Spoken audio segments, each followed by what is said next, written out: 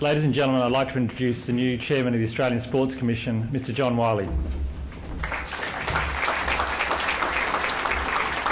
Thank you, Simon, and what a fantastic video that was. To Senator the Honourable Kate Lundy, our Minister for Sport, Multicultural Affairs and Assisting Industry and Innovation, to sporting organisation presidents and CEOs here today, to athletes, coaches and other distinguished guests. Welcome to the MCG, the spiritual home of Australian sport, for today's significant announcement, an important juncture in Australian sport.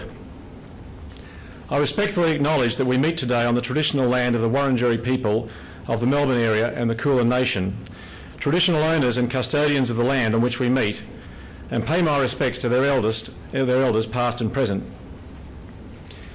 Ladies and gentlemen, as Chair of the Australian Sports Commission, I'm delighted today to launch our new strategy for Australian high-performance sport. While the focus today is on our high-performance sporting system, the Australian Sports Commission also has responsibility for investment in and promotion of broad community participation in sport and in ensuring that values of integrity in sport are upheld. These are fundamental goals of the Commission, equal in importance to elite international success. Our new high-performance strategy, called Australia's Winning Edge, proposes simple but far-reaching changes in how the Australian Sports Commission will invest to improve our international sporting performance for the next decade and beyond. And change is essential. We all know and love the fact that Australia is a proud sporting nation with a phenomenal history of international success and achieving against the odds.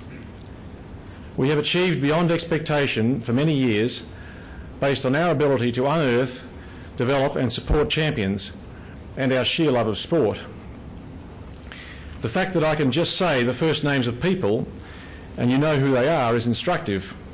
Catherine, Ian, Sally, Dawn, Herb, Ricky, Ron, the Don, Wally, Yvonne, Betty, Cadell and Patria, just to name a few. The outstanding performances of our Paralympians in London also show what we are capable of. The Australian Paralympic team ranked equal fourth on gold medals in London with 32 gold out of an 85 medal total medal haul.